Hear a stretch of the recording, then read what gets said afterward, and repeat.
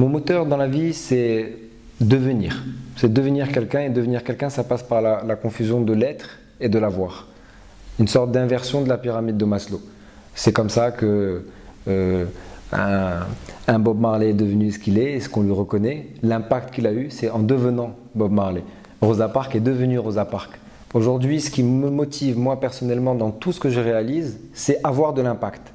Avoir de l'impact sur autrui notamment, contribuer au changement.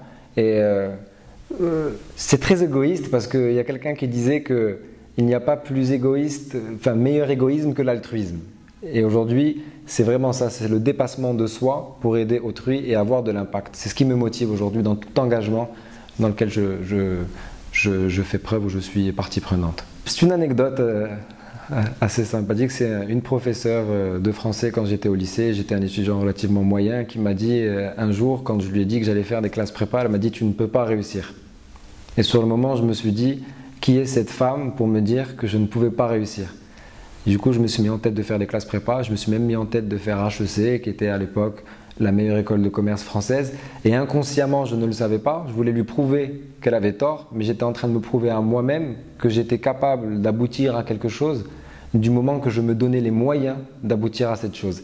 Alors ce que je fais aujourd'hui, c'est entreprendre, hein. Je m'occupe d'une petite start-up, c'est quelque chose que j'ai découvert en école de commerce et que je continue à faire ici au Maroc. Donc c'est le fruit de mes études, c'est le fruit des rencontres que j'ai faites dans le cadre de mes études et dans le cadre de mes premières expériences professionnelles. Si on veut évoluer vers l'avant, de l'avant, c'est l'éducation. Si on arrive à construire des têtes bien faites, des gens heureux, ce sont des gens qui sont capables de construire leur bonheur. Et comment est-ce qu'on construit son bonheur? Ça passe par casser un des mots pour moi les plus forts de notre pays, qui est le déterminisme. Il y a beaucoup de jeunes aujourd'hui qui vont vous dire « moi par définition je ne peux pas réussir parce que je m'appelle un tel, parce que je viens de tel endroit, de telle ville, de tel quartier dans telle ville ». Il y a une déliquescence d'une valeur qui est fondamentale à mon sens, qui est la valeur travail.